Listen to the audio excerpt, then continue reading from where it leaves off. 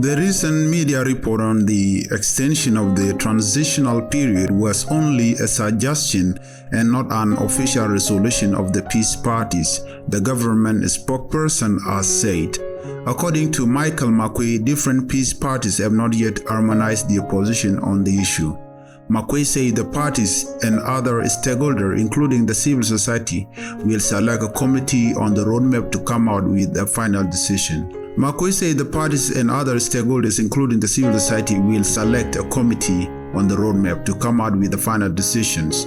This is an idea from different parties and up to now is not yet finally in its final form. We are working on the roadmap. People should be patient, he said. The statement contradicts recent media reports suggesting that the peace parties agreed to prolong the mandate of the unity government for another 32 months. Minister Michael Makuei told iRadio via on Thursday morning the peace parties have only agreed to put forth an inclusive position on the election roadmap. What we have agreed upon as a parties to the agreement and as stakeholders as well as will involve all the people including the civil society as stakeholders. It is thereafter that will come out with what will be agreed roadmap, say Minister Makuei.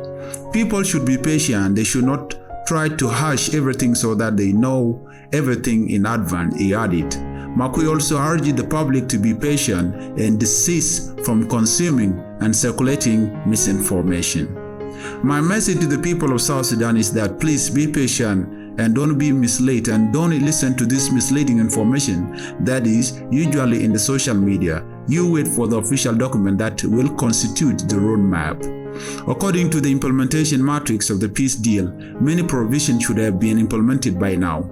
Previously, the government and opposition parties differed over when to conduct election. The ruling party SPLM hinted on the conduct of election as scheduled from the previous extension, while the SPLM-IO and the National Democratic Movement called for security guarantee and implementation of outstanding issues. Critical provisions in the agreement such as the graduation and deployment of the necessary unified forces and facilitation of the return of refugees, IDPs, to their home remain unimplemented. Others are the conduct of population census reviews and enacting security-related bills, restructuring of the Electoral Commission, among other issues.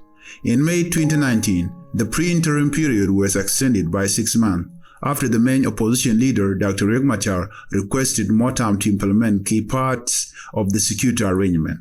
At the end of this 6 months, they again extended the pre-transitional period by 100 days.